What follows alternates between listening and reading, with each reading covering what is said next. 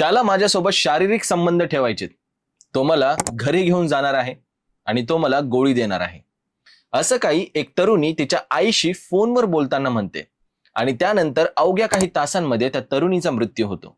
बारामतीत घडलेल्या या घटनेने अनेक प्रश्न निर्माण केले आहेत, पण नेमकं त्या काही तासांमध्ये त्या तरुणीसोबत काय घडलं?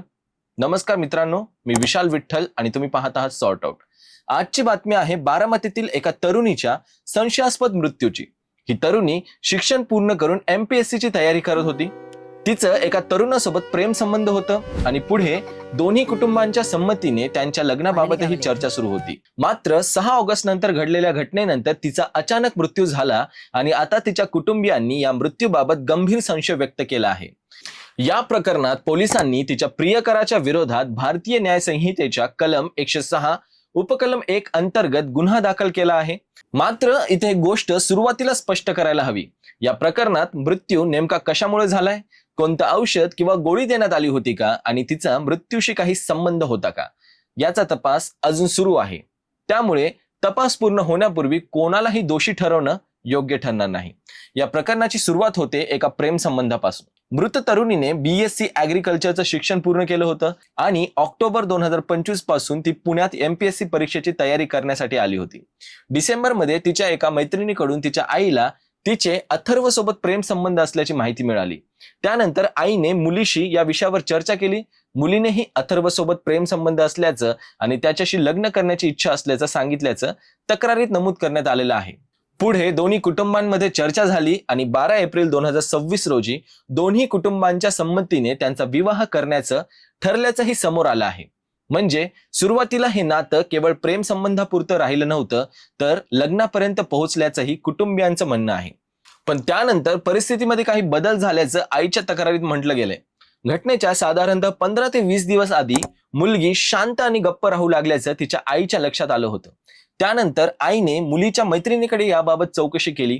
मैत्रिणीने दिलेल्या माहितीनुसार अथर्व तरुणीवर शारीरिक संबंध ठेवण्यासाठी दबाव टाकत असल्याचा आणि तिला काही गोळ्या देत असल्याचा दावा करण्यात आला आहे. आता या दाव्यांची सत्यता तपासणं हे पोलिसांसमोरचं महत्वाचं काम आहे, कारण एखाद्या तक्रारीत आरोप असणं आणि तो आरोप तपासात सिद्ध होणं या दोन वेगवेगळ्या गोष्टी आहेत. आता येतो या संपूर्ण प्रकरणातील सर्वात महत्वाचा दिवस म्हणजे 6 ऑगस्ट. दुपारी साधारणतः 12:30 वाजता अथर्व कारमधून त्या तरुणीला MBA प्रवेशाच्या कामासाठी TC कॉलेजमध्ये घेऊन गेल्याच्या तक्रारीत म्हटलं आहे. दुपारी 4च्या सुमारास तरुणीने आईला ऍडमिशन फी बाबत मेसेज केला आणि अथर्वच्या आई व मावशीला सोडण्यासाठी जात असल्याचं सांगितलं. आईने तिच्याशी व्हिडिओ कॉल केला असता ती अथर्व सोबत वाहनात असल्याचं दिसलं. म्हणजे त्यावेळी तरी तिचा आईशी संपर्क सुरू होता आणि ती अथर्व सोबत असल्याचं कुटुंबाला माहिती होतं. मात्र संध्याकाळी 7च्या सुमारास आईने मुलीला फोन केला तेव्हा तिने फोन उचलला नाही.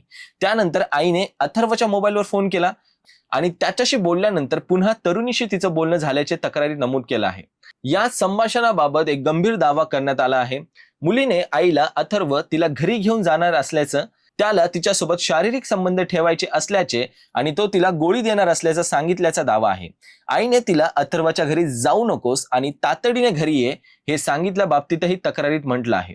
हा संवाद या प्रकरणातील अत्यंत महत्वाचा भाग ठरू शकतो आणि तो नेमका कसा झाला, त्याचे डिजिटल पुरावे उपलब्ध आहेत का, याचा तपासही महत्वाचा आहे. रात्री 9च्या सुमारास आईने पुन्हा मुलीला मेसेज केला. त्यावरती जेवण करत असल्याचं उत्तर मिळालं. त्यानंतर मात्र तिच्याकडून कोणताही प्रतिसाद मिळाला नाही.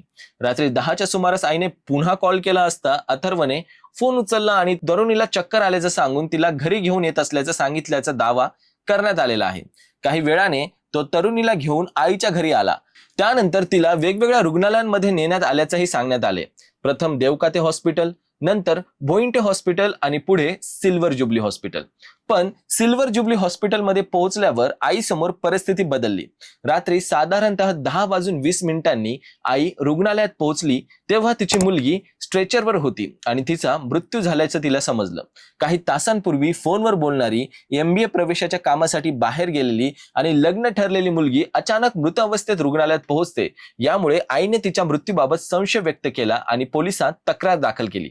याच तक्रारीच्या आधारे अथर्व राजेंद्र मेहन, वय वर्ष 27, याच्या विरोधात गुन्हा दाखल झाल्याचं वृत्त आहे. आता सर्वात मोठा प्रश्न असा आहे की त्या तरुणीला नेमकं काय झालं?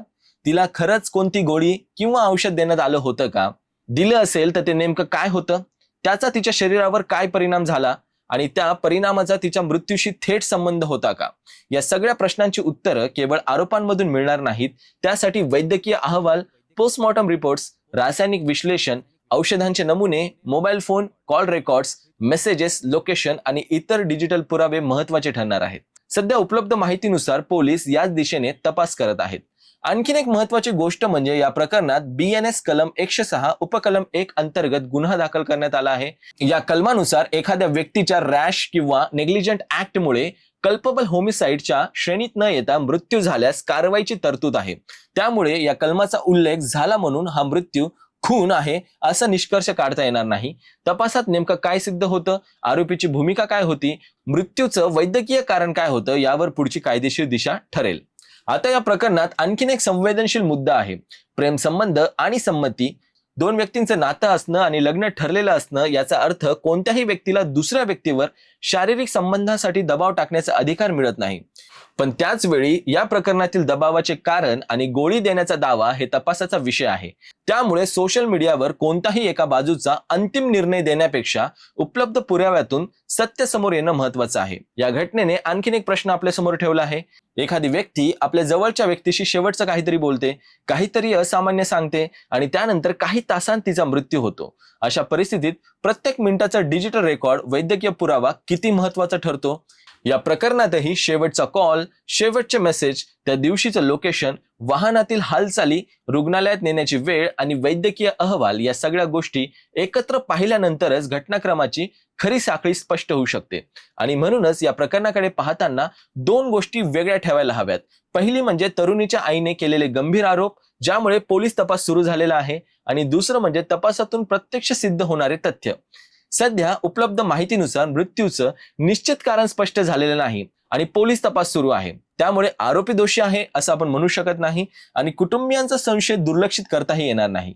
सत्य समोर आणण्यासाठी निष्पक्ष आणि सखोल तपास होणं हीच या प्रकरणातील सर्वात महत्वाची गोष्ट आहे. एका बाजूला लग्नांचं स्वप्न, दुसऱ्या बाजूला आईशी झालेला शेवटचा संवाद आणि त्यानंतर काही तासात झालेला मृत्यू.